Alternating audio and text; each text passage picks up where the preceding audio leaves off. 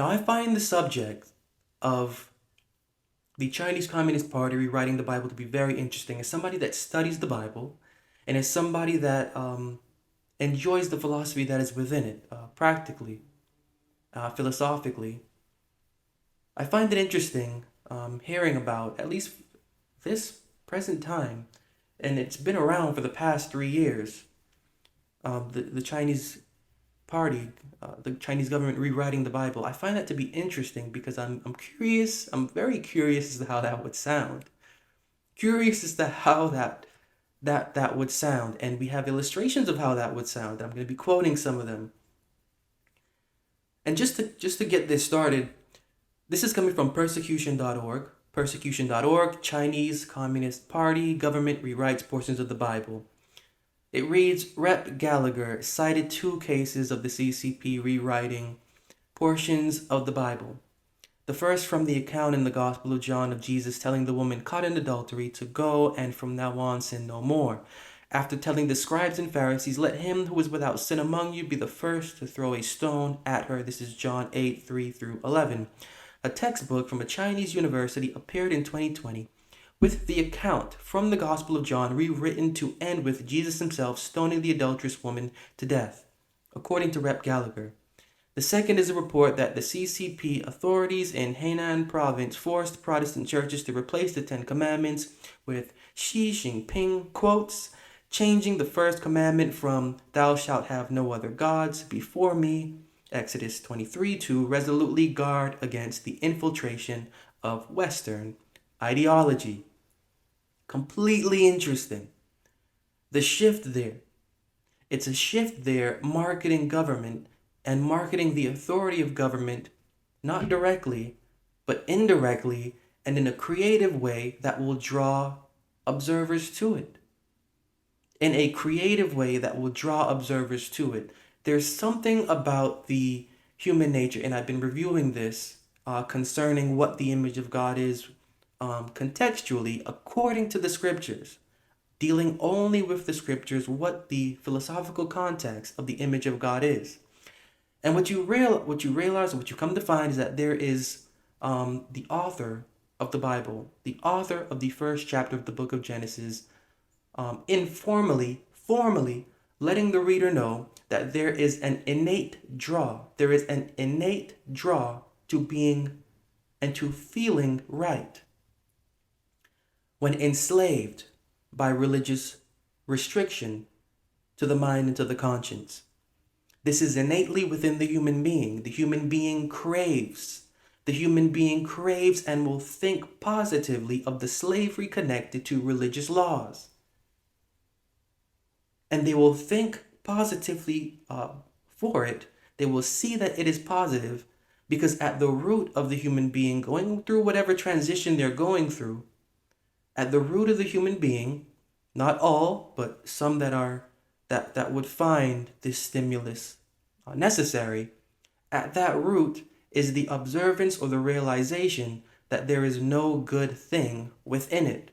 And having no good thing within it, not wanting to take up the task of mentally realizing or mentally getting or scrutinizing the wrong within, it is now more just to have restrictions handwritten to abide by, to keep myself in check, because I don't want to take the responsibility to keep myself in check.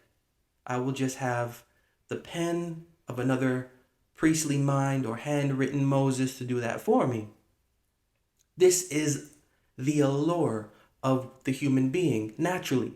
The natural human being, the natural human being, the unnatural human being will not be drawn to this, but the natural human being will. The natural human being, because the human being is innately lazy, the human being hates stress on its mind, the human being hates to step outside of itself, to observe itself. The human being is too self-centered and too naturally ignorant to think about anything better than itself from outside of itself. There's a different experience that is unnatural and contrary to this also going on within the human being, but that's for a different individual. The natural human being This is the pull of every single, this is the pull of the human being that is born. And the foundation of the philosophy within the Bible lets us know that this is the innate pull. And so the Chinese Communist Party is doing exactly what they're supposed to be doing for the natural human being. They're using creatively the foundation of the Bible, which is, the Bible lets us know, the philosophy of the religious law. They're using the philosophy of the religious law creatively to gain and to garner their audience to what is already going to be natural, which is to obey law. And the flipping of the main character, and they're not just wanting to do this, I should say, this isn't something that they're wanting to do just with Christianity. They're wanting to do this also with the Muslim religion. They're not just doing this to the Bible, they're also planning to do this with the Quran also. And so they're using the mystique that religion has to it. And they're creatively promoting, just as religion creatively promotes to the natural human being, slavery. Again, just reading another article from CBN, worshiping government as God.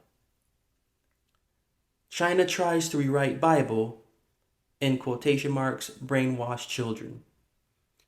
In the real version from the Bible, Jesus says, "He who is without sin among you, let him be the first to throw a stone at her."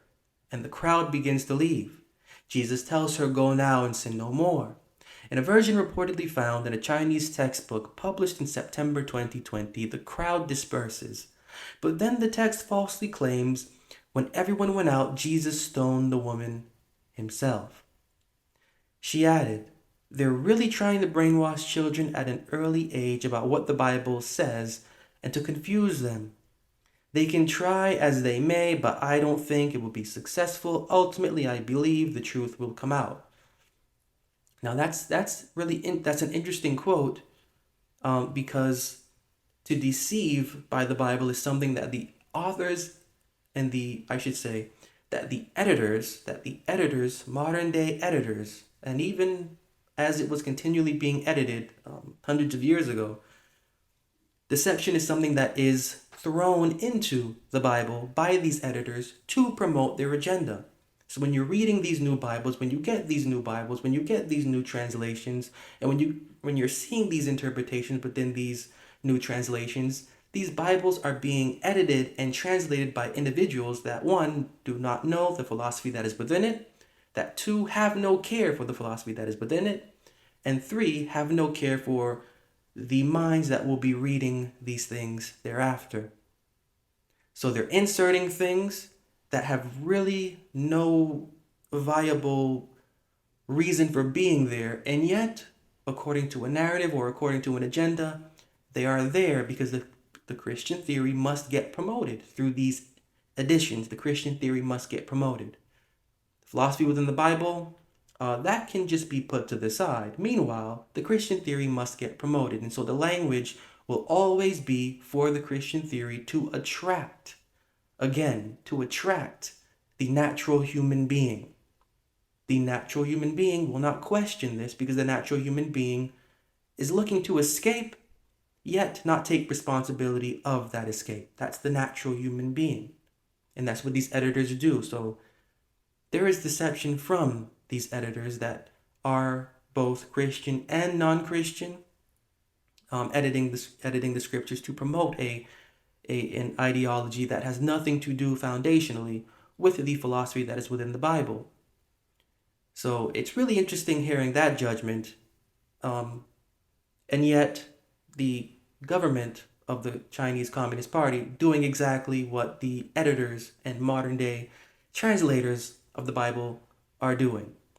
And they're doing it, again, they're doing it to forward their agenda of government as God. The same way, in every new rendition that the Bible is coming out with, they're trying to push the agenda of Jesus as God, which agenda, in both cases, government is God, Jesus is God, illogical and not true. There are just so many other philosophical things to think about, aside from the philosophy that is within the Bible. when it comes to what the Christian agenda is and the editors of the Bible, and to what the Communist Party agenda is and their editors of their Bible. So it's really interesting seeing these two sides conflict with one another, especially the Christian side that is doing the same thing that the Chinese Communist Party is doing, and yet it's supposed to be just because they have the book in as their cover. This is another article, China to Christians rewriting the Bible, and you'll use it or else. China to Christians rewriting the Bible, and you'll use it or else. Now, this is from 2020 now. This article is from 2020. The last two that I just read were from our time, 2023, July. This is coming from 2020. A textbook from a class on professional ethics and law at the government-run University of Electronic Science and Technology Press quotes the Bible's Book of John, chapter 8. In this passage, an adulterous woman is brought to Jesus, and her accusers ask if she should be killed by stoning for her sins. In every authentic translated version of the scripture, Jesus responds, "Let him who is without sin among you be the first to throw a stone at her." These words disperse the angry crowd, and Jesus tells the woman, "Go, and from now on, sin no more." The Chinese Communist Party's version takes a different turn. In this telling, the crowd leaves, but Jesus tells the woman, "I too am a sinner." Jesus tells the woman, "I too am a sinner." But if the law could only be executed by men without blemish, the law would be dead. Then Jesus proceeds to stone the woman. The party's distortion of scripture whereby the Savior kills a woman is offensive and defamatory. That the CCP made this change is revealing. The party's story teaches that forgiveness, an important Christian value, is rejected and the law must be obeyed without question. In China, the law is whatever the CCP says. And again, the Chinese Communist Party, the CCP, they are using the philosophy of the religious law in the same way that the Christian theorists and the editors of the Bible are using the philosophy of the religious law. I again find that very interesting, the argument there of what the CCP party doing is offensive and defamatory, yet manipulating the philosophy within the Bible for the sake of promoting the agenda of the Christian theory is not. Very interesting. But this article here is really pointing out more concerning what that language of their new Jesus, or of the new Jesus, is getting at. And it's the "I too am a sinner." I too am a sinner. So all of a sudden now, the revelation that this individual, "I too am a sinner," is coming out is, I can see how that would be defamatory and insulting to the Christian theory, but in reality, this was just a man. And so he would have actually said that. But if the law could only be executed by men without blemish, the law would be dead. This is pretty much an argument that is made in Galatians 3 by the author that wrote it. They're inserting philosophy here, and in promoting their agenda, they're at the same time creating a type of religious context for their government. And I find that to be very interesting. And the way that they're going about it, it's a way that's similar to how I just came across the use of slavery in American history now. The same sort of tactics used by the Chinese Communist Party and throughout by the editors of the Christian theory, now we're finding it in the educational institution concerning slavery. Now, this is July 2023. This is new Florida standards teach students that some black people benefited from slavery because it taught useful skills. Now, the Florida State Board of Education's new standards include controversial language about how slaves developed skills, which in some instances could be applied for their personal benefit. Now, the new standards were defended in the statement as comprehensive and rigorous instruction on African American history. We proudly stand behind these African American history standards, the statement said. Now, that's interesting. The other side of this is, how can our students ever be equipped for the future if they don't have a full, honest picture of where we're coming from? Florida students deserve a world-class education that equips them to be successful adults who can help heal our nation's divisions rather than deepen them. Government DeSantis is pursuing a political agenda guaranteed to set good people against one another, and in the process, he's cheating our kids. They deserve the full truth of American history, the good and the bad. Now, I find that interesting because you have individuals that did not participate as slaves in the modern sense, nor anyone in their line writing about the benefits of slavery. You have individuals, and I don't think I have yet to hear an individual that considers themselves African American to say something about this. I have yet to find anything out there yet from such an individual. But you have individuals that are not classed or categorized by society as African American, claiming this history to be theirs and rewriting this history in a sense of slavery was beneficial. Yes, let's enslave others. The promotion of slavery, the marketing of slavery is yet being continued.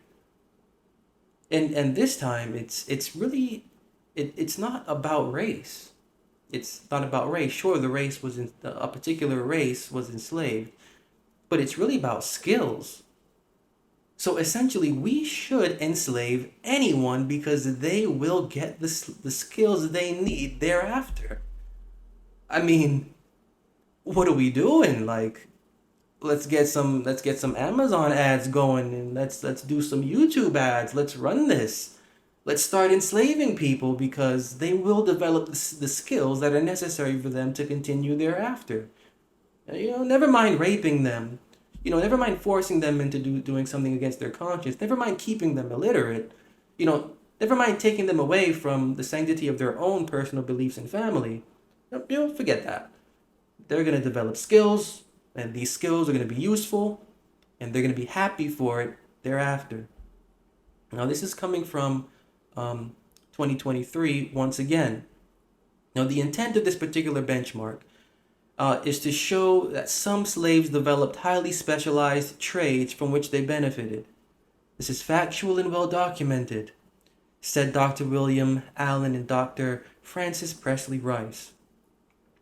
And they quote such as Crispus Attucks and Booker T. Washington: any attempt to reduce slaves to just the victims of oppression fails to recognize their strength. Any attempt to reduce slaves to just victims of oppression fails to recognize their strength, courage, and resiliency during a difficult time in American history. Florida students deserve to learn how slaves took advantage of whatever circumstances they were in to benefit themselves and their community of African descendants.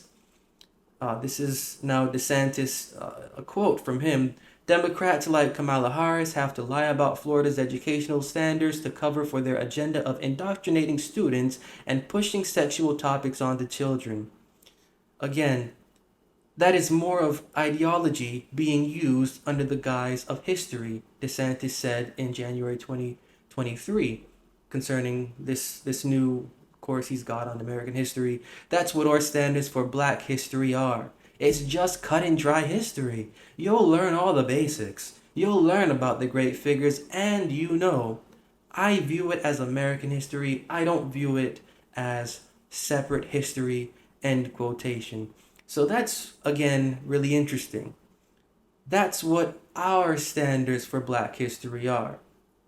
So whoever our is, their standards are not thinking on the type of moral consequences or the type of immoral consequences.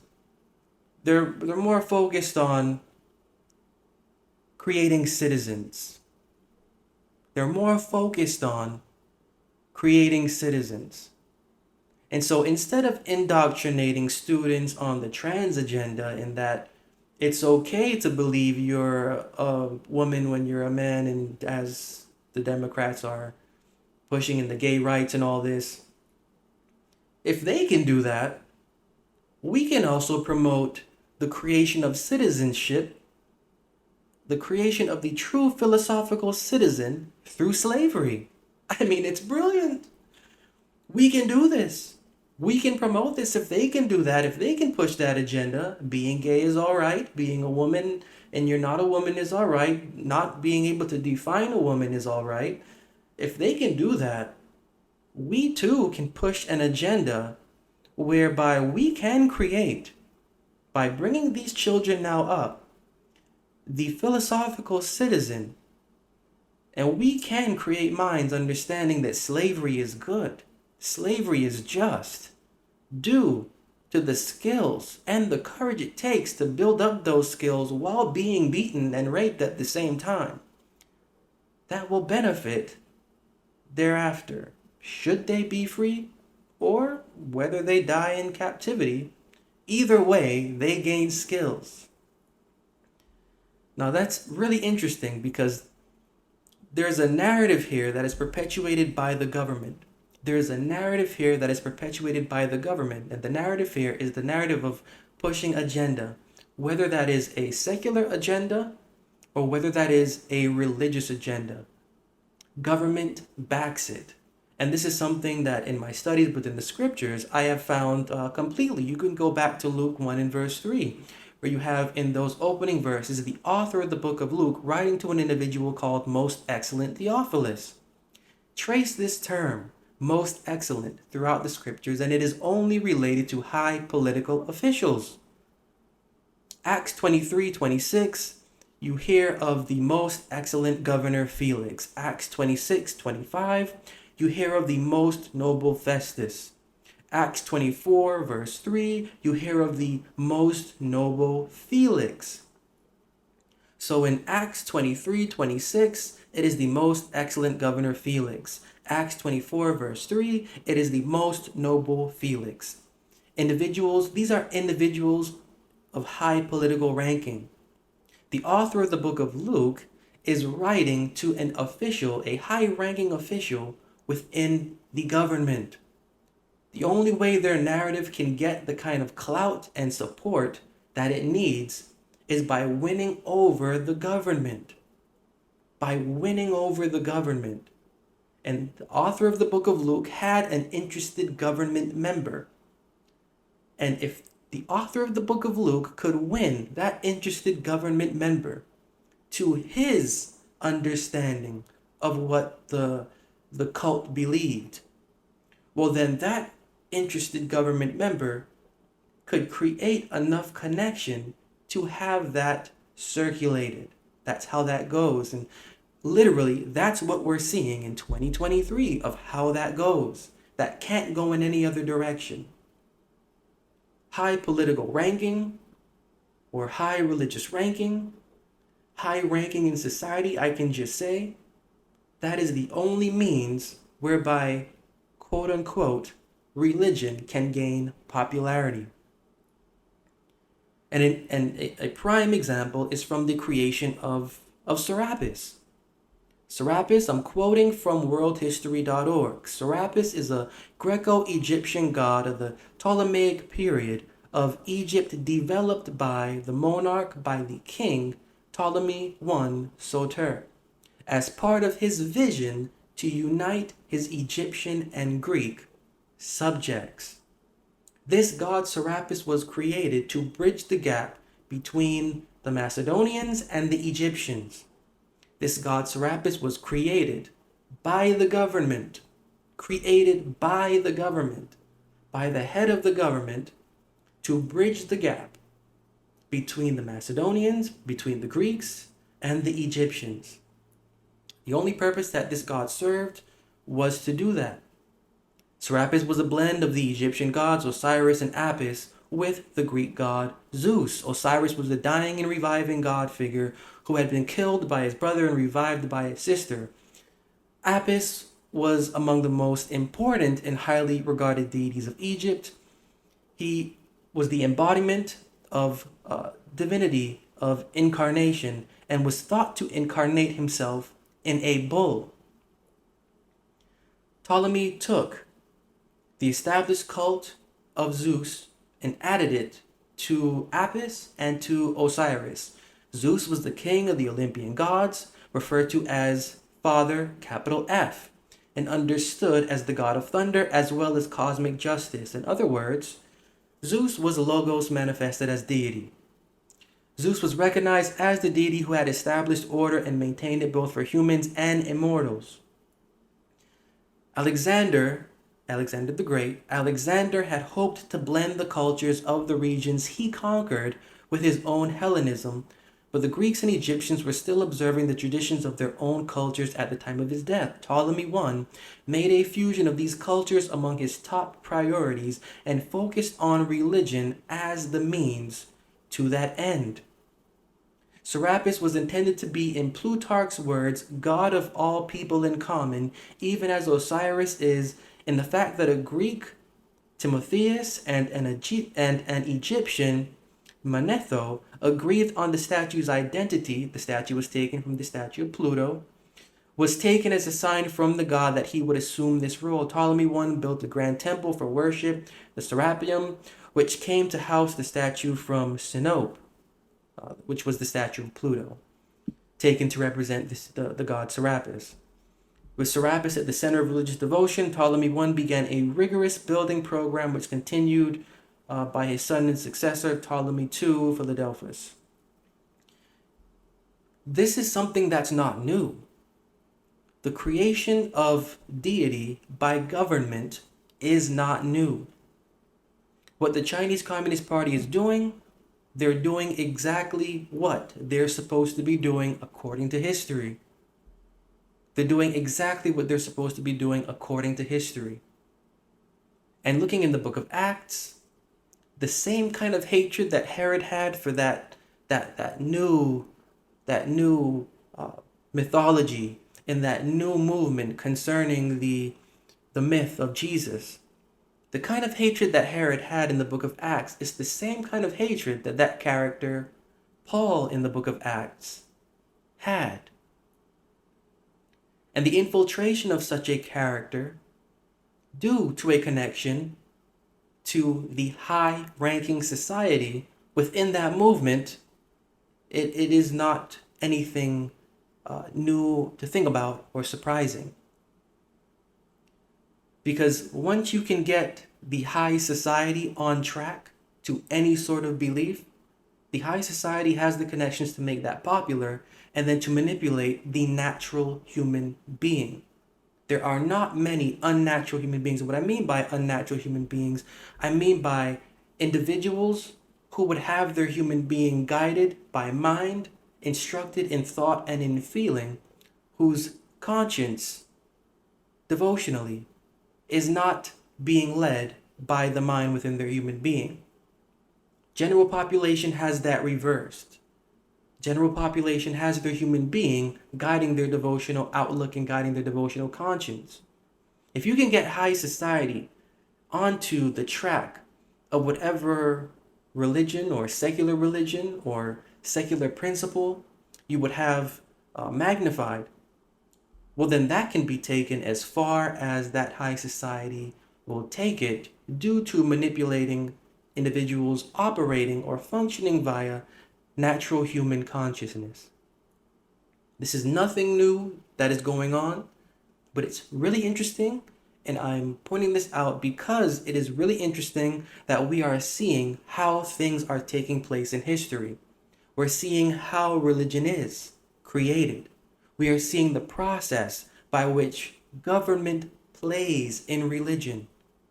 We're seeing the process by which government plays in religion. We're not seeing 12 disciples from the middle of nowhere getting their things across to people, and all of a sudden it's picking up and the Lord baptized as many as he thought saw fit. That's a very fictional narrative. That's a very fictional narrative. What's being left off is what is unsaid. And what is unsaid is that there are powers unseen that that Lord, quote unquote, Lord baptizing is not any kind of invisible Lord. There is an overarching scene. There are overarching figures having power, pushing an agenda, and it is the how fast, how rapid that agenda is being picked up, that it will then be interpreted as their invisible Lord doing something, when it is no invisible Lord doing anything to begin with. These are powers, these are most excellent figures pushing an agenda that they resonate with. And they're doing so to promote a particular cause that they have at the center of whatever movement they are pushing. At whatever movement they are pushing.